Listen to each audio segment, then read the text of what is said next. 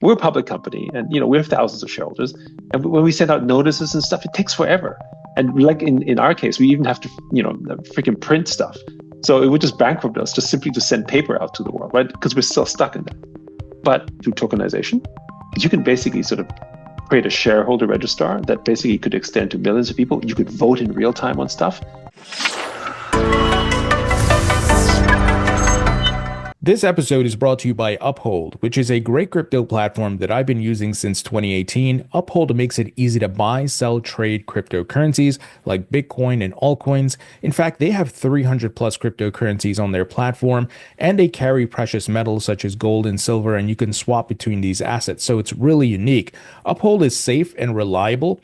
I've never had any issues with them, and they are 100% reserved. You can review their transparency report. They don't commingle or lend out your funds. Now, Uphold recently launched a great product called Uphold Rewards, and it's packed with many benefits. You can earn up to 5.25% on stable coins, get 24-hour early access to new token listings, and unlock exclusive crypto insights. And they support a variety of stablecoins, such as PYUSD, that's PayPal stablecoin, Circle's USDC, and USBC. They will be supporting Ripple's upcoming launch of RLUSD. So this is a really great rewards program. And if you'd like to learn more, please visit the link in the description. Welcome into the Thinking Crypto podcast. I'm your host, Tony Edward, and joining me today is Yat Siu, who's the co-founder and chairman of Animoca Brands. Yat, it is great to have you on. Thank you for having me. It's a real pleasure to be on your show. Yat, as I was saying before in the recording, I've been following Animoca and yourself for many years, and I've wanted to interview you for a very long time. So it's really great to have you. I'm very excited. And I would love to start with your background before we talk all things Web3. Where are you from? Where'd you grow up? And how did you get into technology? Yeah, so, thank you again. And, I grew up in Austria, in Vienna. So I guess in some ways I'm a little bit of an interesting product of that day and time, just because I was born in the 70s. So that probably makes me, particularly in the crypto space, one of the slightly older people in the room. That isn't to say we have people from that generation. And I grew up in Vienna studying music because my parents were musicians, and I actually have a degree in music. That's actually what I first started doing. I think it wasn't because I wanted to study music. It was because, in particular, that's what my mom knew how to do. And it's a classic immigrant story, which is kind of like, well, originally from actually Taiwan and China. So moving to a place like Austria, in her case, because she wanted to study music, but also in a way to escape what was going on in China. You have to remember that in the 70s, China was not a great place to be. Cultural revolution, conflict between what's going on, between really Taiwan and China, and to some degree Hong Kong.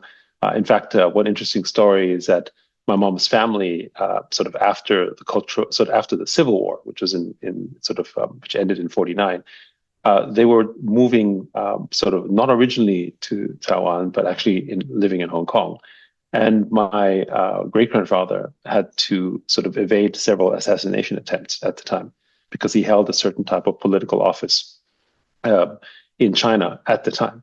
No longer then, because at the end of the war. So they had to move to Taiwan, for instance, as a family, right? So that was kind of the era that that my mom grew up in, and to an extension, my father as well. And so this was a generation of people who never thought they'd go back to China, right? And therefore they trained their children also to kind of sort of never go there. And it was almost like an erasing of your Chinese culture because it was kind of a bad thing. And we see this same type of cultural changes for immigrant stories all over the world. Yeah, maybe with different cultures, whether you're from an African nation or maybe Middle Eastern country that has gone through a similar situation. They don't try to assimilate and maintain their culture as much. They try to sort of integrate with that local culture. So, we spoke German at home. German is my mother tongue, for instance. She really tried to sort of integrate me into local culture as much as she could. And Europe was also in an interesting time because it was split really between East and West Europe. This is the other thing that maybe today's generation might not fully appreciate. So I grew up at a time where communism was literally around the border. Vienna was at the edge of that. It was literally the outer edge, because bordering Hungary, and then of course there was, what used to be Czechoslovakia, now sort of split up, and Poland. These were all communist countries. And my mom used to work at the eastern side of Berlin later on in her career, which meant that to visit her, I would literally cross the border through Checkpoint Charlie as a child, and I would basically see my mom. And, that was fine. But, you'd literally cross into, it's like going from, a Western democratic society in the west side of Berlin, and then moving to the eastern side, which is like a scene out of 1984. I mean, it's hard to describe that, because today you might feel this experience going into either a horror scene set or some kind of, like Disney set. Like you would go in and sort of experience something completely wild and different. And here that was actually reality. That was how life life is like, literally, like where food was scarce. You had like supermarkets where, it was wide, and you would have literally cans spread apart roughly half a meter to a meter. So the food would be distributed around because he didn't have enough food. Like, like that's how wild it was. Anyway, going on a bit of off on a tangent, but I would say that background shaped me a lot in terms of thinking about, I guess, a little bit about society, capitalism, culture, socialism, all that type of stuff. Which kind of, I think, to some extent affected my thinking, especially today around Web3 and the meaning behind it all. But the way I got into technology was, I wasn't really a great musician. I was actually pretty bad compared to my peers. Because, with music, it's one of those things where when you have talent, you can really, really tell. It's like an athlete. Sorry, you can just run faster. There's no kind of equal opportunity. Oh, okay, you're not as tall, so let's give you better shoes. That type of stuff doesn't happen in sports. It doesn't happen in music either. So, I had to work 10 times harder than all my fellow students, sort of colleagues who were just simply more gifted. Or they had better physical attributes, like if you play piano, having longer fingers helps. Okay, it's just biology, right? And so, I did composition, and in order to give me an edge in composition, I used a computer. And you have to understand, back in the 80s, at that point, the computer was really the Atari ST that I was using, had a MIDI port. So I was basically able to play music that would then show up on the screen. Or basically, I would write the software that enabled that, and then I can edit that.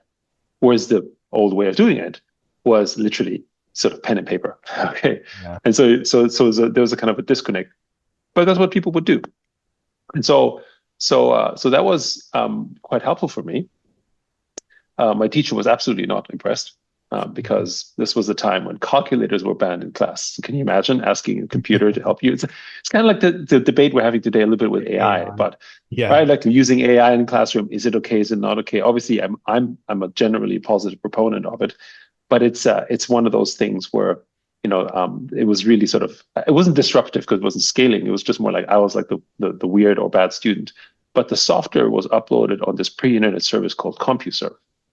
And there I met a community of people. And this starts to sound all familiar, like we're from, a community of people. And they didn't really care where it was from, how old it was, because it was basically a teen. Frankly, what nationality I was from. It didn't matter. I just wrote software that they appreciated. And so the aha moment was, when people sent me money. Now, the way you send money in that era wasn't it wasn't like a PayPal or some kind of digital money. That didn't exist. They literally sent me checks in the mail. And so you would open your post office and you'd literally see people write you some kind of check. And I remember this was like, I think $25 US. I was like, oh, wow. Because and back then, the idea wasn't subscription. For people who are writing software, sort of what we call shareware, which is kind of a category of public domain. It's like, if you like the software, send some money to this address if you appreciate it. And I didn't do it because I, expected anyone to send me money. It's kind of bragging rights. It's like, if you write software and you put shareware, you just do that, right? Like today, nobody puts their address, by the way, when they put their sort of contributions online, right? But back then it was totally normal. Anyway, people started sending me money. And, 25 US dollars back in the day was a lot of money. So that was one thing. But also, too, I didn't have a bank account because I was a kid. Right. So that experience also taught me about, how to open a bank account and how do I cash in basically a check that's in dollars, when back then Austria wasn't even part of the EU, or the EU wasn't even created back then. It was the shilling. So it was like a weird thing. And anyway, it catapulted me in sort of into this era of sort of, digital communities and an early version of, I guess, digital commerce, which then led to a job at Atari, because Atari appreciated the software I was writing and asked for me to come in and say, hey, we like what you're doing. There might be an opportunity. And I show up and they're like, how old are you? But it didn't matter. I still got the job. And I think this parallel is true for every technological innovation cycle, at least for opportunities for young people. For instance, if you're, even today, if you're good at what you do in crypto or in Web3, if you can program well, it doesn't matter how old you are. You could be 18, 19, 20. You don't need a university degree. If you're good, you're hired. You get paid a lot of money for it, right? And we saw this in the early days of the web. You could build a website. Doesn't matter how old you are. I mean, we used to pay $1 million for websites. Can you imagine, right? Or if you're doing mobile apps, right? If you know mobile apps during the era of smartphone growth, didn't matter how old you were or where you're from, you're hired. You do a job. Didn't matter if you're in the Philippines or whether you're in Taiwan or whether you're in, in the Middle East. You didn't have to have a degree in some kind of great local university. You were just given the opportunity, and I think that was really attractive, and that really drew me into sort of the space. And then because of Atari, I went to the US. They went under. Then we created a startup that eventually led to us doing a business around silicon graphics, which is basically SGI for those who might remember what that is. All the great movies and special effects were sort of produced with SGI machines. If Industrial Light and Magic sort of gives you any kind of sort of reference. And we were working in a, I guess, free metaverse type of product category, you could call it, which was called VRML. And so VRML was essentially the VR version of what HTML was at the time. It stood for Virtual Reality Markup Language. So literally HTML, except it was a virtual reality version, which sort of catapulted us into that particular space, and that led me to go basically from the US to Asia, and I started one of Asia's very first online sort of ISPs called Hong Kong Online. And anyway, I mean, I could go on, but that was kind of the initial period of my life. At that point, I was in my early 20s, and that was in the early 90s. So I'm really dating myself now. That's amazing. Yeah, thank you for sharing that story. It's so fascinating, your journey, and even I could relate to a lot of it, being an immigrant kid myself. So that's just so fascinating. And I look at you, I look at Mark Andreessen and Mike Belchi, Jeremy Allaire, folks who are building in Web 1.0 and now are here in Web 3. When you look back, do you see any similarities? Do you still have that same fire, that building fire in you? So many. Yeah. So I mean, Mark Andreessen, it's a fascinating topic, because I remember when we first sort of were using browsers, we were using this thing called Mosaic, right? This was even pre-Netscape. Yeah. And then I think what then happened was Mark Andreessen basically launched Netscape.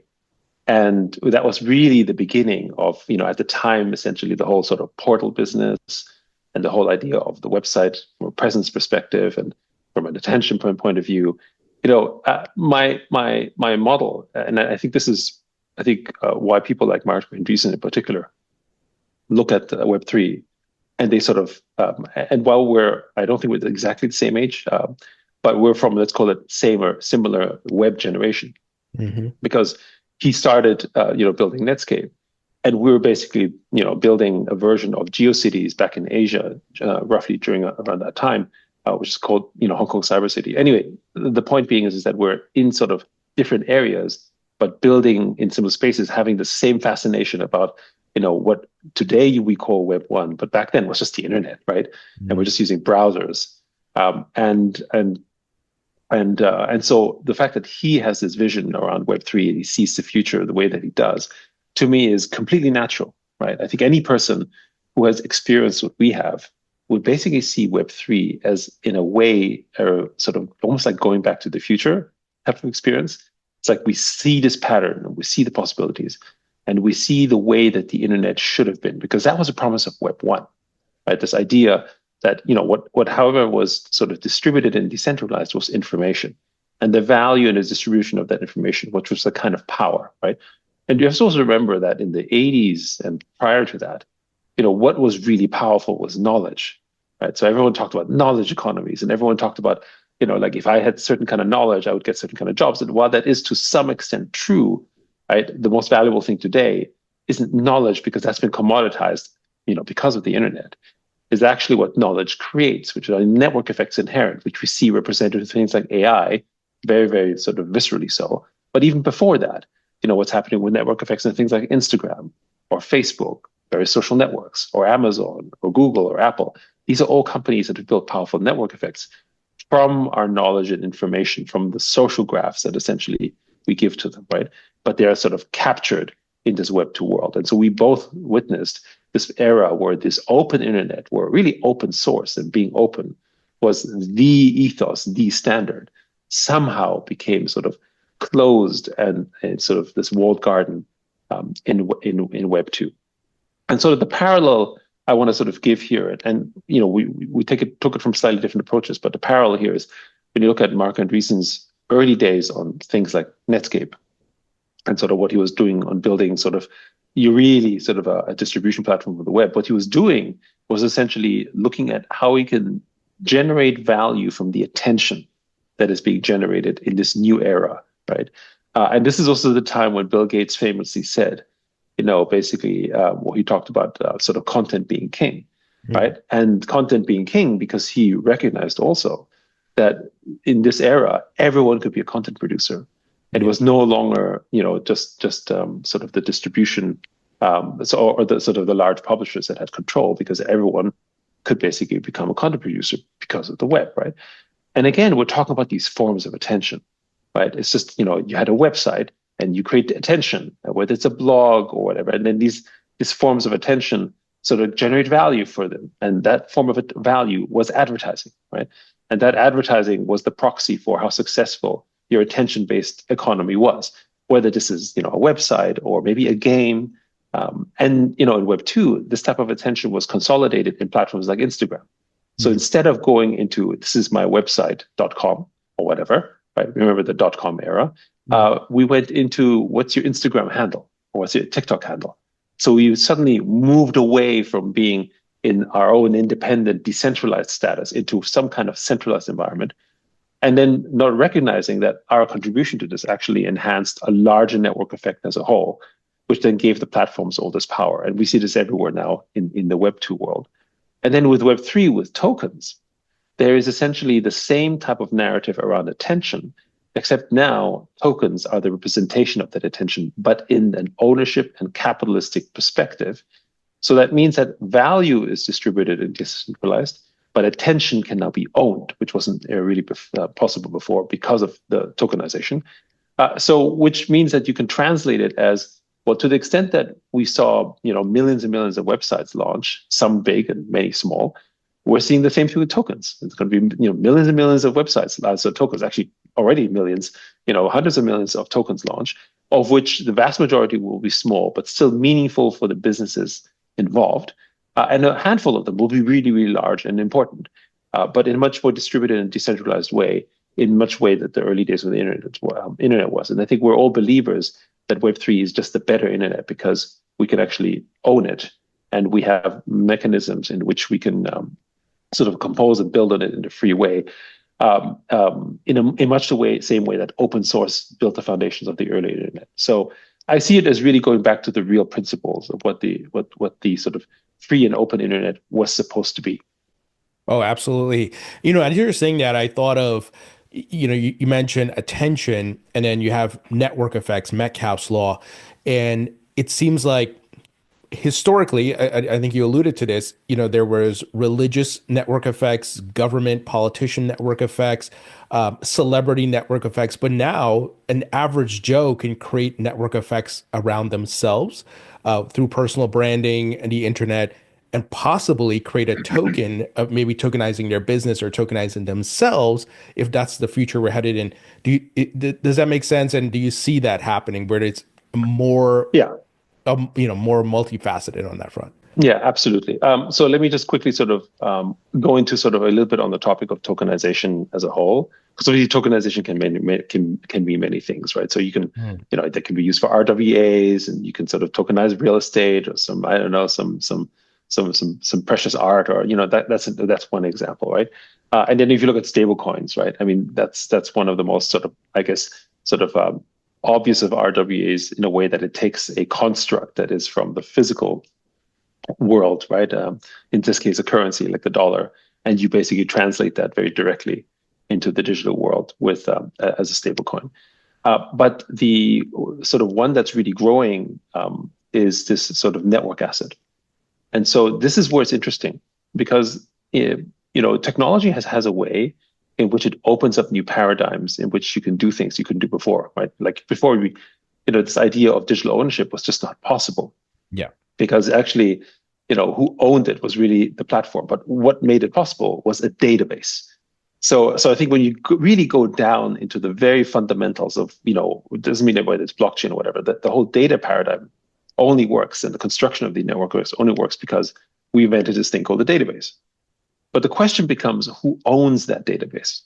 And so for the longest of times, all the data in the database was owned by a central platform. And that wasn't necessarily by its intentional design. It was just that there was a limitation of that technology. And of course, businesses never thought of like when you talk about building a database and owning the data, that was in the Web 1 era, wasn't really a construct other than a tool to facilitate, the navigation of the web. It wasn't really thought of as it was today, where you can basically suddenly build these knowledge graphs and create these network effects that become much more powerful. And because of that technology, the sort of network effects business became possible. Now, you mentioned Metcalfe's law. So Metcalfe's law is a great example of, I guess, the traditional telecom example of the network effect, which is, it's designed that way and as a theory because of basically the telephone line, right? So, measuring societies, if I have X number of telephone lines, I can kind of measure how many more telephone lines that could grow and what the value of that business could be, right? But it was very linear in a way, although it had some kind of curve to it. It was generally a fairly linear curve because there's only so many connections you could make with one single phone call between other people, right? But you had this sort of new extension on this one, which was known as Reed's law. And Reed's law is sort of this added version where they basically didn't just take Metcalfe's law, but they said, okay, here's Metcalfe's law, but actually under this new construct with the internet, you had the ability to create networks within networks that might be even larger than the main network itself. Like a telecom infrastructure for a phone line can't be bigger. Like my home, my phone in my home wouldn't be bigger than right. like a phone network in, I don't know, in like a city or something. It's directly correlated by where the phone line would be for the most part. Right. But for online network effects, for instance, if you take something like Reddit subgroups, right, or Facebook or Instagram, you'll have a collection of groups or people that might represent maybe 80% of the traffic, right? But then they add to the whole, and then you benefit from that type of growth, right? And that's basically the kind of explosive growth that was happening in the online communities, frankly, in Web 1. And then in Web 2, because of the data paradigm, they managed to capture that. And then, of course, the other thing is that we never really valued data until much later because we couldn't harness it. We couldn't create network effects from it because our systems and compute wasn't powerful enough, right? So I liken it a little bit to like, oh, you discovered oil, but you didn't know what to do with it. So you just kind of left it there. That was actually Web 1 data. It was spilling all over the place, but there was no way that we could process it. And then we started getting a little bit better with AI, and compute started getting a little bit more powerful. And around 2005, 2006, we started to be able to mine that data more productively. And suddenly there was value. But because it happens behind the scenes, we didn't really know what was going on. And now these companies that own these network effects and are powering these values, are actually the most valuable companies in the world. Whether this is Google, whether this is Facebook, even Microsoft, Yeah. or Apple, right? They are the biggest and richest companies in the world. And of course, the ones who provide the compute, like NVIDIA, right? These are the most powerful, valuable companies in the world. What are they actually selling us? They're selling us entirely virtual goods. There's nothing physical about their value proposition. I mean, yeah, Apple sells phones, sure. But the reason why you buy an Apple phone is because of their virtual ecosystem. You're not buying an Apple phone because you can make great phone calls with it, right? Exactly. you're buying it because there's the App Store and there's social applications on it, and there's ways for you to connect people. That it's entirely virtual value, and it comes from owning these monopoly effects in their own network effects. So today, the most valuable, so let's call it asset class, that is a new asset class that didn't exist, is the is the network and the ownership of a network effect. But who owns a network effect are the richest companies in the world today. Apple at, I don't know what, 3 trillion, Meta at like, I don't know, 2 trillion, like whatever, like crazy figures. I mean, I think 15 years ago, the biggest company was maybe $500 billion company. And it was, and that was like, I think ExxonMobil, or it's like an energy company, right? And so this kind of shows to you sort of where we've come today. And so this is a long-winded to say there's this new asset class now that can be available to be owned by the end user. And that is essentially a network asset. And that basically is represented through tokenization. And you look at this, for instance, whether you own Bitcoin or whether you own Ethereum or whether you own any kind of token that's out there, you're not buying it because of its pure yield that they generate, right? That's not why you buy the token. Right. You buy the token because it gives you an ownership in a network. And if the network grows in whatever facet of that network effect that it may be, then its value will increase commensurately. And network effects have this powerful thing where they embed amongst them. So the most obvious network effects, and you talked about before, things like religion and politics, they're a kind of network effect. In fact, money is a kind of network effect. There's an interesting parallel around money, by the way, where you have to give away money in order to give it value. If the same kind of money is used by a lot of people, then it has value, right? It increases its utility and actually increases its network effect, which can be seen by things like the dollar, right? And I think tokenomics is very similar as well. Like, if you don't give out the token, if the token isn't used by a lot of people, it doesn't matter that you own all of it. If you own all of it, it's worth nothing, right? It's kind of like a little bit like art. If you might have a piece of art that is super rare, that could be thousands of years old. If nobody knows about it, it's worth nothing, right? It needs to be distributed in a form, because everything inherently has value because of its network effects. It just hadn't been really be able to be represented across the board. And again, tokenization enables that. Yeah. In your journey to discovering Bitcoin and blockchain, when did that happen? And what was your aha moment to where you got to the point of understanding all of these laws and all of these problems being solved with this technology? Yeah. So maybe before I go into that, I think one of the big things we hope and we believe that Web3 and blockchain technology will solve is ultimately, what Web1 solved really was around information distribution and the fact that knowledge was broadly available as a whole, right?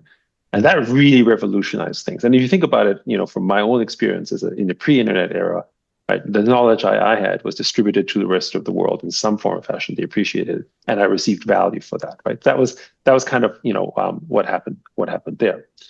In Web3, I think this is the problem we have in the world to some extent as well. It extends that into digital property rights, because now everything that you have digitally, you now own it, represented through a token or through tokenization. So you basically have the ownership of a kind of property, which is the foundation of capitalism, right? The fact that I own a house is the ability for me to maybe leverage it or do a mortgage. Or, for instance, the other form of property right, which is virtual, which is very relevant, I think, today in the conversation, because people like Jack Dorsey and Elon are like, kill IP rights. But IP rights are actually a foundation of really one of the very, very first sort of virtual property rights, which is the fact that, hey, because I invented this, or I created this, or I made this music, or I wrote this book, I have a certain type of right for a certain limited period of time to monetize and benefit from my original creation. And just to sort of put a sort of number on it, in the U.S., almost half of the U.S. people of the U.S. population is employed by companies whose primary business is in the intellectual trademark or copyright type of business, right? Whether it's technology, whether it's art, music, or so on, right? And the global market for IP rights, as it were, is about $68 trillion, last estimated by WIPO. So that shows you that's just actually, again, that is the most valuable thing. That is the most valuable thing that exists out there. So the foundation of property rights and the fact that we can own that, right, is actually a foundation of how wealth can be created and how we can take a share in that. And I'm sort of explaining this little background story there because it's very relevant for today in terms of how we should think about tokenization and in sort of the thinking we have with this. Because the foundation of copyright law actually started really hundreds of years ago in this thing called the Statute of Anne. And the Statute of Anne was really the first way in which you sort of tried to sort of encapsulate actually that authors. It was really for books because books was the presiding medium. And by the way, the books became popular because of a technological innovation called the Gutenberg press. Yeah. Right? The Gutenberg press actually enabled everyone suddenly to cheaply make books because back then, right, if I wanted to read a book, someone had to write it by hand. Okay, and so you had a real limitation as to how many books you could publish. So then when the Gutenberg press came out, suddenly everyone could write books. But who were the ones that actually ended up having a monopoly over it? It was the publishers, because they controlled the printing presses. So they were the ones who could print those books. So if I was an author, I had to work with the publisher, and they controlled everything. And so the Statute of Anne basically wasn't so much about just the property rights around the authorship of the content. It was also to be very clear to say the rights of the content belong to the author. They didn't belong to the publisher, right? Which basically took away power from the publisher and essentially gave agency to the authors, decentralizing that power, and also creating what you could say a kind of cultural revolution of book writing. And it was around that period of time, basically 15th, 16th century, where there was an explosion of philosophers and book writers and content creators of that generation that emerged. Because now there was an economic reason for me to take a risk to maybe write something a little bit subversive or controversial because I could earn income from it, as opposed to a publisher who actually would censor you. And I say this example because we're kind of in that similar era, because we were very open, and then we started getting into Web 2, which created these walled gardens who were our publishers. I mean, Facebook is our publisher, right? Instagram is our publisher. And what were they doing? As we know today, they were doing censorship. They were deciding what you can and cannot see based on things that they thought they would benefit, right? Because essentially authors have no right in their content. Like, you have no rights on Instagram, right? That's you don't. They decide it for you. And even with YouTube, if there's something they don't like, or someone else with power says you don't like, you get deplatformed, right? So yeah. So that's kind of very similar. So we're kind of seeing history repeat itself, which comes back down to sort of, why I share this is because I think there's a lot of lessons in history that we can study about sort of, human behavior and the patterns that get us there. So many of the things around, capitalism, or even if you take a look at some of the early works from John Locke or even Adam Smith, I mean, these are obviously in many ways dated, but the principles around what they were trying to solve is actually not that different from what we're trying to solve in a way, because, they were still grappling with the changes of their time and thinking about sort of, what is the way in which we can have some, in this case, freedom, right? And the basis of that freedom is that you need to have ownership in something, and you need to have ownership in, back then the labor theory of value, but it still has the same principle, which is that, hey, I need to have ownership in something that is protected. And what is the role of government? And here it's interesting because things like blockchain actually start to take over what philosophers of past used to think were the role of government, right? In terms of the consistency and the laws and the rules applied. Blockchain actually basically automates that in a very open and transparent manner, in a manner that government simply can't, because you still have human error involved, as we see time and time again, right? So those are the things. And so I think, studying history, being interested in philosophy, being a humanist is so important. And I think this is even more important today than it was before, because again, we came from an era where my generation certainly was an era of specialization. You're an engineer, focus engineer. You're a medical doctor, go into medicine. Like you're really, really focused on the one topic. And of course, in classic Asian tiger parenting, that's what they would want you to do as well. Right? You want to really, really focus on the thing that you're supposed to be super good at. But today, with AI and technology and information, you're kind of better off being a bit more of a generalist, using the tools around you to help you and amass as much kind of different knowledge. And what is the kind of knowledge that you would be better at and that you can harness better than what a computer can do? I mean, computers can be better than you at math. Okay, let's just face it. Okay, I mean, maybe there's some crazy genius, but for the most part, we're better off having the computer do the math for us, right? So what are we better at? We should be better at things that relate to our human experiences. Things like, what makes us human, whether it's love or emotions or feelings, our passions, our interests, and these are things that we didn't have time to explore because we were literally sort of worried about being machines. I mean, that's what we were trained in traditional schools. And now, in a way, we should try to liberate ourselves in a way to sort of step back a little bit and say, okay, how does the world really work? And I think this is even more relevant right now because so much of the sort of fake news and sort of categorizations we see around the world comes from the fact that they don't know what's happening in the world. Like, one side of the argument, I see this like in colleges, and I think this is where a lot of American politics, particularly on the Republican side, are so sort of, horrified by this, is, how it's cool to talk about Marx and how communism is suddenly in vogue, right? And, if you understand why it's in vogue because of the fact that what caused communism was inequality in society, right? Then, looking back in history, then maybe you need to address it that way. So there's obviously from a sort of diagnosing the symptoms, Marx was actually correct. And if you just look at that part, we're seeing history repeat itself. His solution is a disaster. So let's not go there. But we have lessons that we can learn from all of those people because, these things we're going through, we were experiencing it. And even with authors and science fiction writers, I mean, they also kind of sort of have a view of the world that gives us a little face in the trace as to what the world could look like and think about that. So I would say, my interest in the humanities and my interest in those areas really shaped me. And having then had the, I guess, in some ways, privilege of growing up in really a split world, so as I shared, I was in the Western world. Then I would visit my mom and literally see what was, East Berlin was like, which was basically communist. It was communist, and it was but Europe was still a socialist democratic framework. So it was capitalist with socialist, essentially sort of rails, shall we say. And then I went to America, and there was like, there was completely sort of open capitalism. And then I went to Hong Kong. And for those who don't really know Hong Kong, Hong Kong is like capitalism on steroids, right?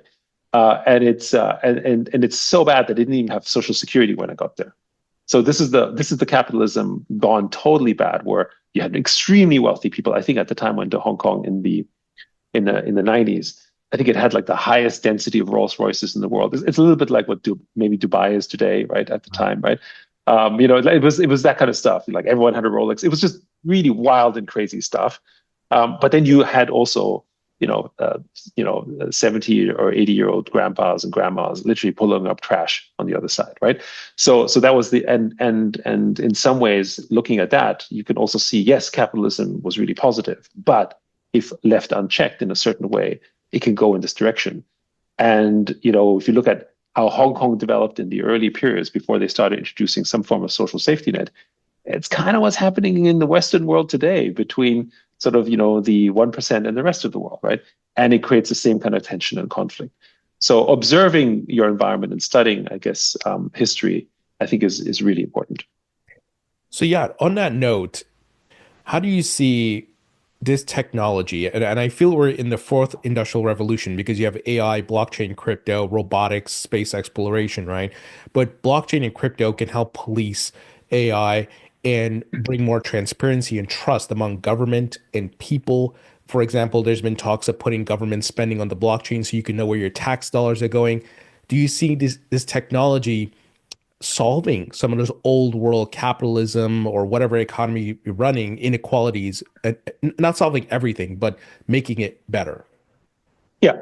So the reason why I love Web3 is because I think it solves so many problems. I don't profess that it solves everything, just because for technology also will introduce new problems. I mean, I would broadly say that the internet was a very, very important innovation for us societally, humanistically, and for the world.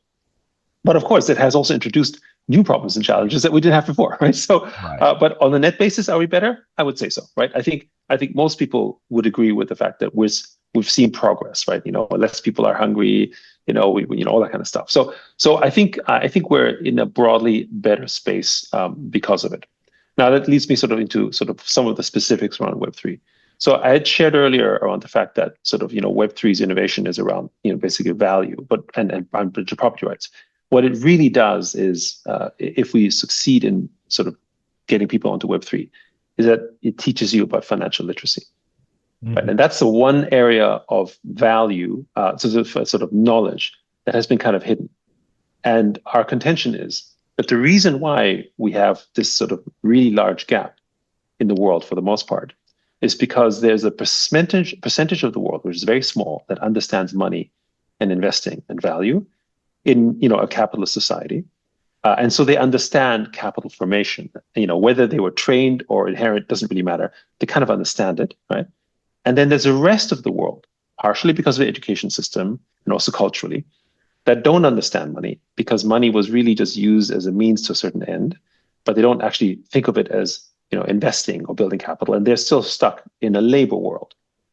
And when you look at, for instance, labor, if you look at where labor was and where capital is, if you had like for like invested your labor value and your capital value, capital far exceeded that of your labor value over the last 20 years, right?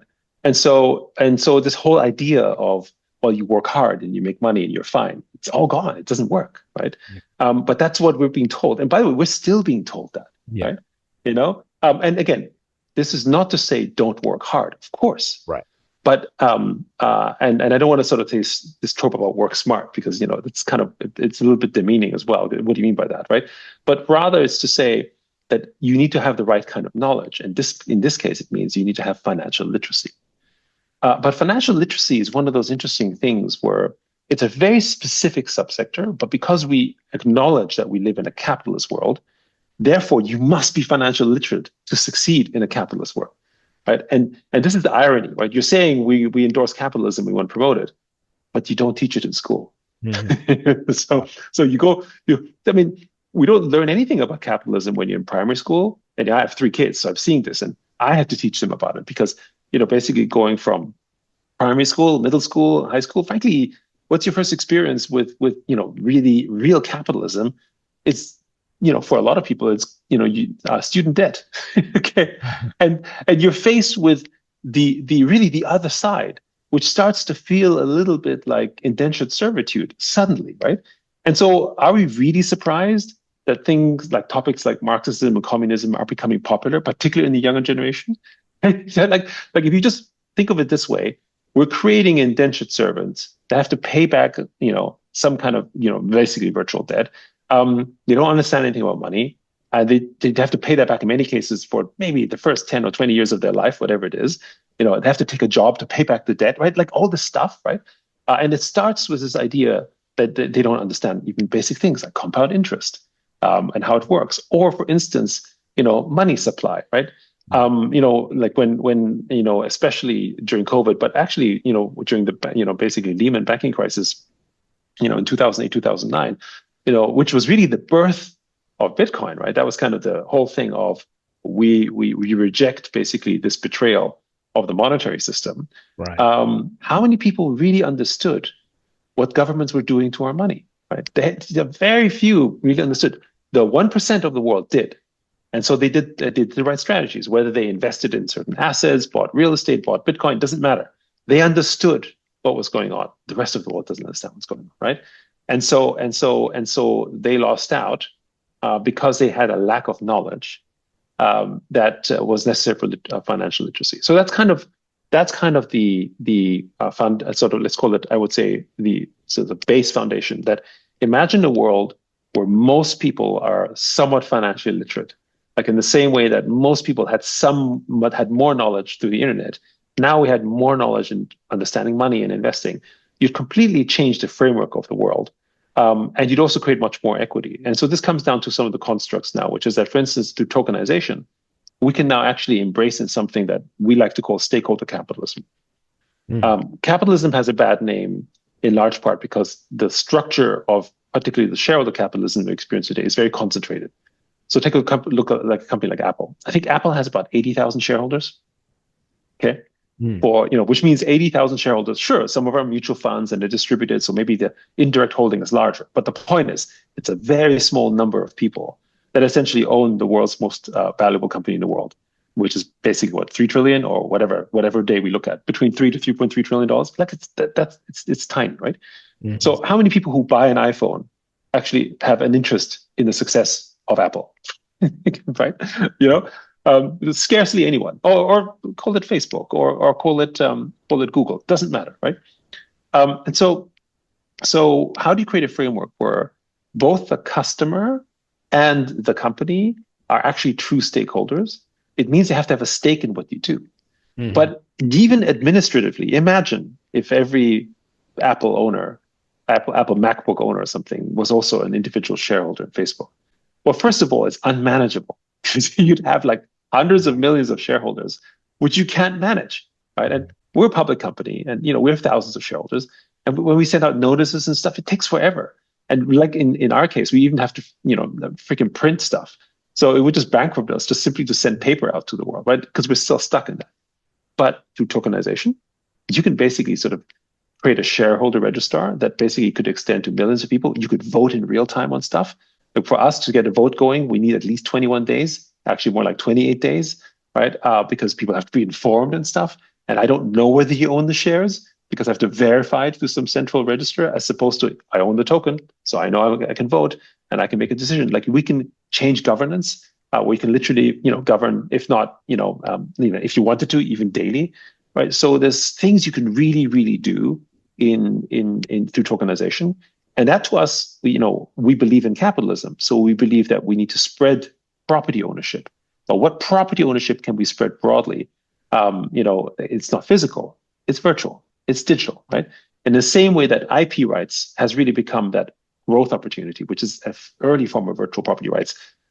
Sort of this type of digital property rights that we see through tokenization, through these new network states, can extend broadly throughout the world.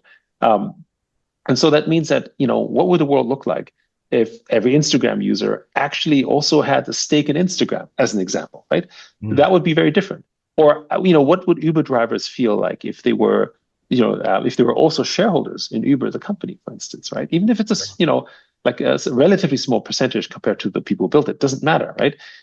They would feel very differently. They'd be like, oh, okay, in the future, AI is going to take my job, but that's okay because my contribution helped basically build this company where then I have an income stream and I'm secured into the future because I own a stake in a company that I helped build through my labor because I am a stakeholder in this, right? Right. So those are the models that we think would create a fairer society. And the last point I want to sort of point out, sorry, just rambling on a bit, but I guess the last point I just wanted to add was one thing that blockchain does really well is, and that again is the foundation of property rights, is the rules of the game are known, right? And they're open and they're transparent.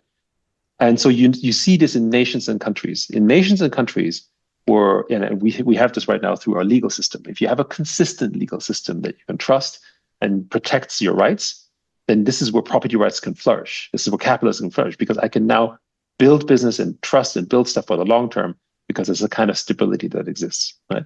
If I arbitrarily change the rules whenever I want to, which you happen to see in fairly sort of corrupt systems, then nothing works, right? And you can't build anything except for the next 5 minutes because, and also nothing can build to last. So for blockchain, this is all on chain. And so while not everything can be done this way, the rules of the game on the virtual side will be known. Like if I buy your Bitcoin, it's your Bitcoin. It's like and maybe the rules are super simple, but on that basis of that foundation, there's a trust that can build on top of that. And so with smart contracts, which is essentially a virtual way of creating legal rules, right? You basically, I think of every blockchain or every token that's out there literally applying forms of mini constitutions of their own, and they evolve. And every time someone does an improvement, sort of proposal, actually what they're doing is they're really adding an additional amendment to the constitution of that particular blockchain, and that gets voted along, right? And so it grows from that. And so there's constant improvement that's happening, but it's on-chain and transparent. And that's basically the stuff of nations, right? And so I see that as essentially virtual nation sort of building, but with the community in mind. So yeah, with all those things you said in mind, what is the timeline that you and the folks at Animoca are looking at for adoption? I know adoption takes time, right? We've seen it with Web 1.0 and 2.0, people going from dial-up to broadband to smartphones.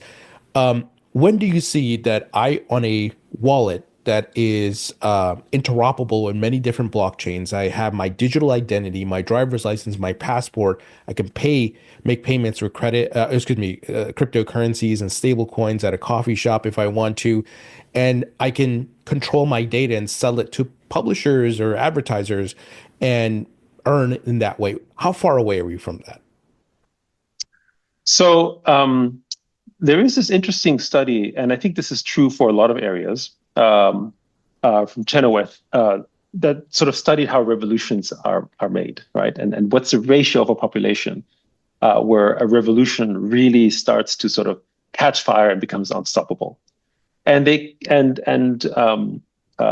number that was sort of calculated from that, and we can argue whether it's less or more, but came up to about 3.5%.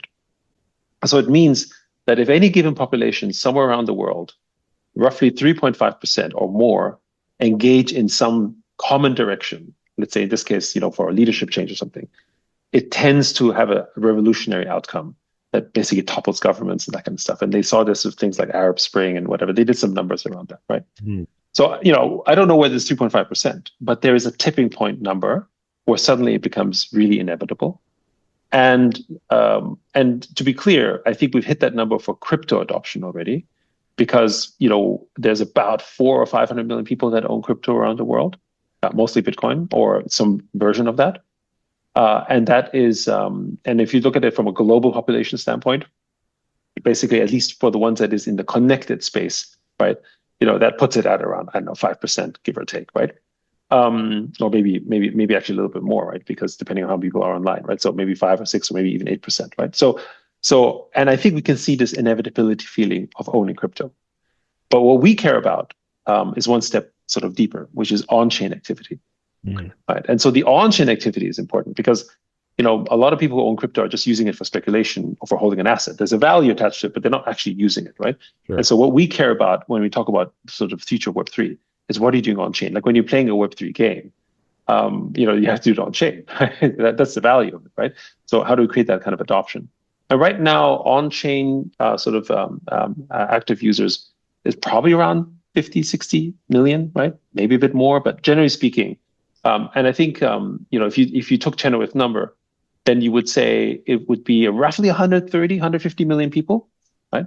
So that kind of gives you a way to sort of look at the delta, say, okay, we're at 60, and we need to hit around 130 to 150 to get there, so twice the number. But of course, as we know with network effects, even with classic things like Metcalfe's law and of course Reed's law, 1 plus 1 isn't just 2 when you have a network, right? So they start to grow, and it took us a long time to get to the number we have today, but every day it's growing larger and larger and larger. And so we think that kind of inflection point is going to happen somewhere in the next 18 to 24 months.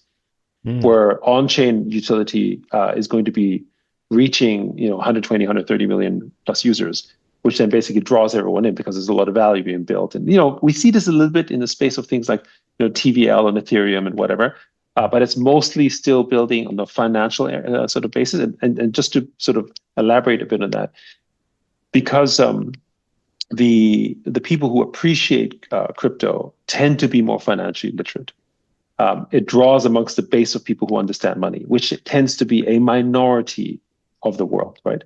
It's also interesting, by the way, that it draws the kind of societies that are also less secure about it. So it's much more common for immigrant societies to have crypto in whatever country that they're in, for instance, than incumbent societies. Because it's not just, hey, I can send crypto back to my family at home. It's also a form of security, right? Right. And so as a ratio, you see that develop. So it tends to build from these fringes and then basically sort of extend beyond that.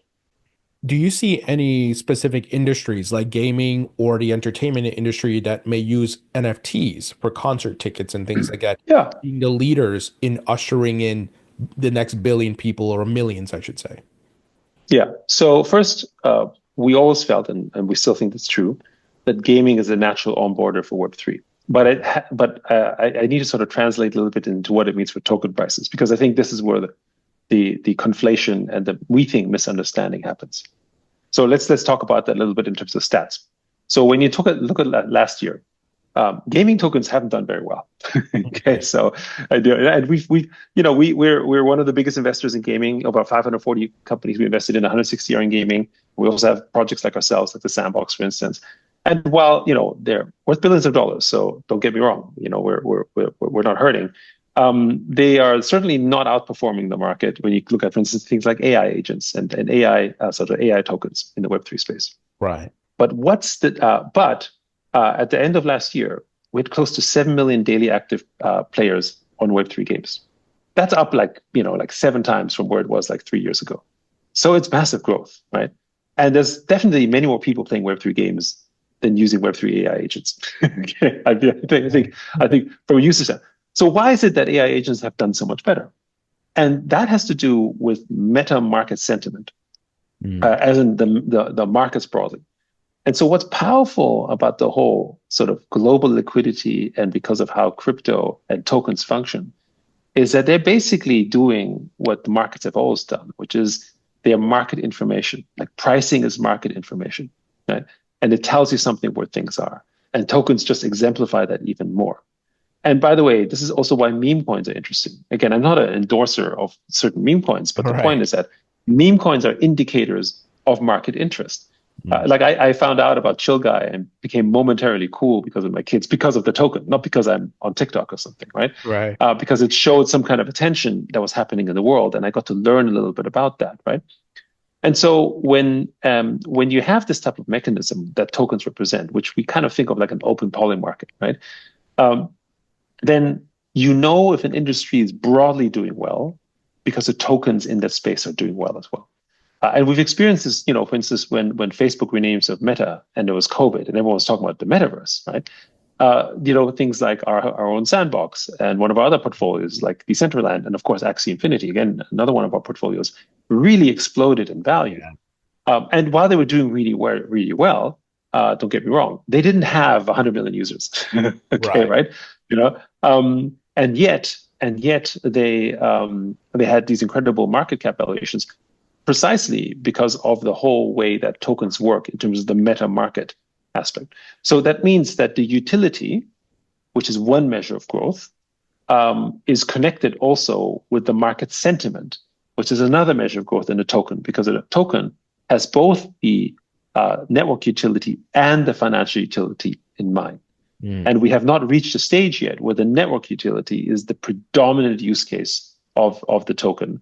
And therefore, pricing market information becomes more relevant to that, right? So from a mass adoption standpoint, more people have joined Web3 in the gaming world. And in large part, and this is again one of our sort of portfolios, because of Ton, as in Telegram, right? Telegram has really opened up basically the floodgates for, hey, you want to do Web3 stuff? You can use our network. And you do to the Ton blockchain, which is why we're supporters of them. So they've onboarded a lot of people in that way. Right. And so we're seeing that already happen. Because, for instance, like NFTs in games are not allowed at Apple, right? Apple basically has rules that restrict you from using NFTs in a certain way, which makes it impossible for a Web3 game to really succeed on Apple for the time being, right? So that's why you have to rely on other platforms that have kind of stunted growth. But again, I go back to the portion of those Web3 users that let's say, play Web3 games, but did not know much about money. It's the portion of them that became interested in money that then migrated down to the rest of the area of DeFi and suddenly started thinking about the space. We saw that with Axie Infinity in the Philippines and so on, right? Not everyone, basically continued on, but those who understood what was going on became more financially literate and started to invest, and suddenly they built that space out. So I think that's what we're seeing. We're seeing a trickle-down effect where it's not only about the utility. You could have millions and millions of people play a game, and they could not know that it's Web3. But it's only a portion of them that will then trickle further down to say, oh, wow, I own this asset. Now I can do something with it. And so that's why it feels slower. But mass consumer scale opportunities. And of course, the other one is, generating wealth opportunities. That's another one, right? And of course, that's a major driver, of course, as well. When do you think those walled gardens of Apple and Facebook are going to break down where they allow these technologies and NFTs to be powered and they're even themselves powered by blockchain to help push mass adoption? So I think in typical fashion, you can't expect the incumbents to necessarily embrace it because it's a threat to them. So it has to be big enough. So look at Bitcoin. Bitcoin was basically sort of always shut down by the financial institutions, right? They were like, partially because it's a threat, but also because of funny money, it isn't worth anything. Where are we now? Right? Mass institutional adoption. Every financial group is now talking about it. And, banks possibly are going to start issuing their own stable coins, in the US, with the upcoming stablecoin law, who knows? But the point is that, we're a little bit in that phase when it comes to media, entertainment, and gaming still.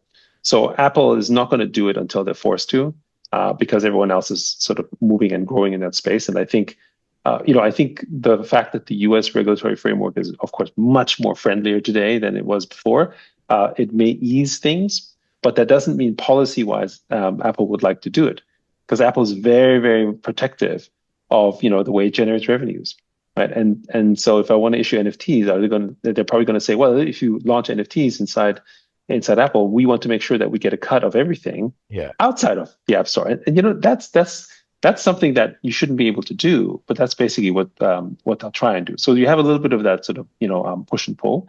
But our belief is that because the economic opportunity and the value generated from blockchain games, Web3 games, or just generally digital asset ownership is so large, that you eventually just circumvent or choose another product to be able to participate in that. And so when that choice happens, that's when Apple has to make a decision as to whether they can really be a walled garden like this, or they have to open up, or else they will lose market share, right? So I think we'll get to that point. We're not quite there yet. I know we're coming up on time here. I did want to ask you about your thoughts on Hong Kong's approach to crypto. I know we know kind of what's happening in the United States here. I have this thesis. I believe Hong Kong's a testing bed for mainland China, and I believe they're going to open up ETF investing to mainland China citizens. What are you hearing in that region? Yeah, so a couple of things. So first of all, just to be clear, it's not just for crypto. Hong Kong has always been the test bed for financial services and import-export basically for China, right? It's always been that in that role.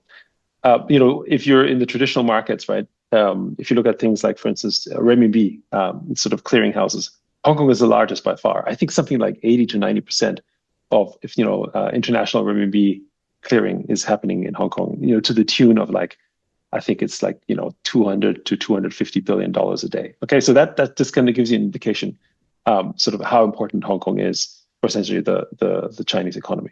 Which, by the way, is also the reason from a geopolitical standpoint that the U.S. has decided, because Hong Kong used to have this, from a U.S. perspective, used to have a special trading status. And they basically said, no, we're not giving you that status anymore. And they used the human rights excuse as a way to do it. But it was really what they wanted to do was contain China from a financial standpoint, because Hong Kong was that international sort of financial clearinghouse for them. I don't think it's worked well. But anyway, that's the reasoning. And you've seen that Hong Kong has now given licenses to many more exchanges. So again, very open, much more open to crypto. And we ourselves, together with Standard Chartered and Hong Kong Telecom, have been given essentially a sandbox sort of stablecoin license, and we're experimenting with that. Hopefully, we'll be able to launch that later in the year. And again, I mean, Standard Chartered is a note issuing bank in Hong Kong, so that's pretty significant. Partnering up with a Web3 company in Hong Kong. I mean, just imagine this. Imagine if this happened somewhere else around the world. That would be quite unusual to have sort of this kind of tie-up. And so it kind of shows you, I think, how progressive Hong Kong has gotten into the space. And I think it's also pretty apparent that Hong Kong isn't going to do this without at least, the approval of China, right? It's like, and the thing that I tell people about is like, I think it was during FinTech Week. I think it was last year, or maybe the year before. I don't remember. When FinTech Week launched in Hong Kong, and they were talking about all their Web3 policies. CCTV, which is essentially, national broadcaster in China, had a show about Bitcoin in Hong Kong. So it's not that they're saying, hey, you can buy Bitcoin in China, but they were telling people about Bitcoin on a Chinese show on national television about what's going on in Hong Kong, right?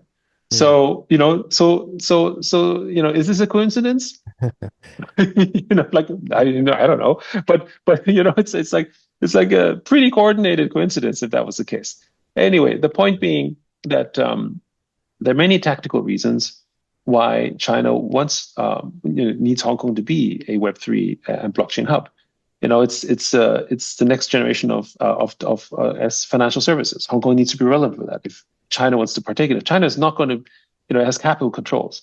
So China is not going to be, an open market. I think a lot of people are saying, oh, China's going to start trading crypto. Not going to happen in the way that you think it is, right? But in Hong Kong, you could do it. So to your point, Hong Kong already has, basically a Bitcoin ETF and Ethereum ETFs, but they're not allowed for mainland buyers.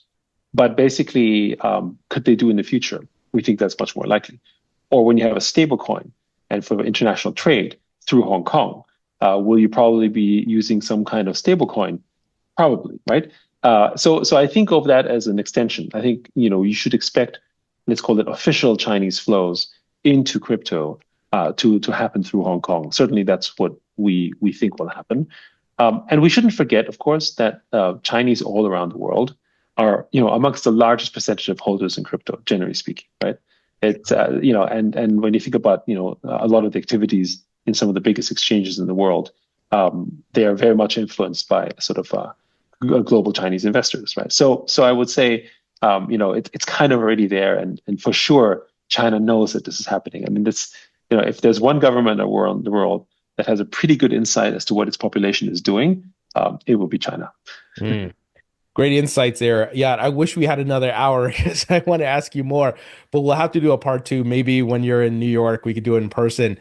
I got some wrap-up questions here for you. If you could create your own metaverse, what would the theme be? Oh, I mean, so many. But if I had to pick one at this era of time, I would focus it around financial literacy. Rapid fire questions. Favorite food? Oh, probably Japanese. So it's sushi is probably one of my favorite foods out there, if I had to sort of think out loud. Favorite musician or band? Oh, that's terrible. I don't have such a thing as a favorite musician, just because I love all sorts of music. But if that's a really hard one. That's a really hard one but I would say, because it's very momentary. Like you have a favorite musician right now, and whichever, right? Sure. But right now, I think I'm actually quite, just because of my upbringing and because of the fact that we tokenized the violin with the Stradivarius earlier, and so the interest in that, and so I'm currently quite into Tchaikovsky just because of that. But again, it's thematic and momentary. Again, I like all sorts of music. So ask me this question next month. It's going to be something else. Awesome. Favorite movie? Geez. I don't know. Favorite movie. So, again, this is one of those things that changes over time, right? Sure. I remember when I was younger, I used to love movies like, Kagemusha or whatever, which are just way too heavy for me to watch right now. I just can't handle this, right? So, now I kind of like the sort of more whimsical, fun movies. And the one movie that I remember enjoying a fair bit was actually Edge of Tomorrow, with Tom Cruise. Yeah. And again, it's not a deeply intellectual movie or anything. but it's kind of interesting thematics around sort of, Yeah. changing the future. There's action, there's the action piece, and so yeah. I mean, but yeah, I mean, I'm a big fan of Lord of the Rings as well from a movie standpoint. I think it's a masterpiece. But if there's a movie that I sort of like popcorn like that, I can just sort of shut off. It would be something probably like Edge of Tomorrow. Yeah, Edge of Tomorrow is one of my favorites. I love the time travel movies and the concepts there. Yeah, exactly. And and there's sort of a little bit of comedy, but a little bit of seriousness as well. Yeah, it's good fun. Favorite book? Oh, so hard, so hard. Um, I mean, I would say probably one of my favorite books that I keep coming back to, probably 1984. Hmm. I think of it as something quite sort of, especially in this era, particularly sort of clairvoyant in some ways. And so again, a great example of history repeating itself. But like I do read a lot of sort of philosophers, and sort of going back into sort of books from Mises or Hayek. Like again, I just like to cover them, but I don't necessarily read them end to end because they're not as digestible, right? So Okay.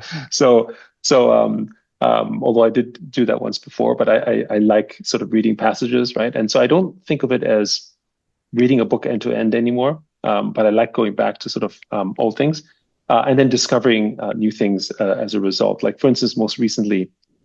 I started really sort of, and again, it's a topic I did study before, but I started going back into sort of, Bourdieu's forms of capital.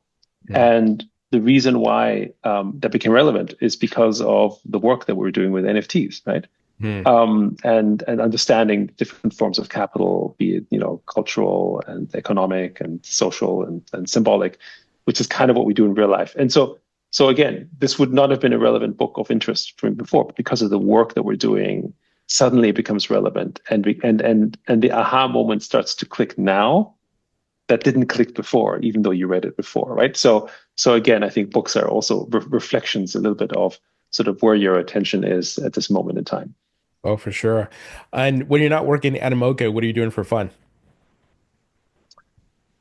So it depends where I am because I do travel a lot. But when I'm back in Hong Kong, I like to sort of walk the dog in the mountains. I'm a big hiker. I used to be able to cycle a lot, less so just because of the time. But if I can, I love sort of riding bicycles for a long times into the mountains. Generally, I enjoy the mountains a lot. I think there's something spiritual and something sort of something grand about them. It's a little bit also like a reminder of sort of your place in nature and society and the role that you should be playing, not in a kind of diminutive way, but more in terms of there's a bigger picture and Oh, there's for a sure. bigger role and there's something important here, right? And you just look at that, and people interpret it in different ways, but I find a kind of peace that comes from that, and it's quasi meditative. So I do love nature a lot. Yeah, I'm the same, and I use nature to escape from the technology and reconnect a bit. Yeah, absolute pleasure. And like I said, I have to get you back on. I think maybe in person in New York. I record in Wall Street, and would love Lovely. to have continuous conversation about Web3 and data ownership. But thank you so much for taking the time to do this. Thank you for having me. It's been a great pleasure.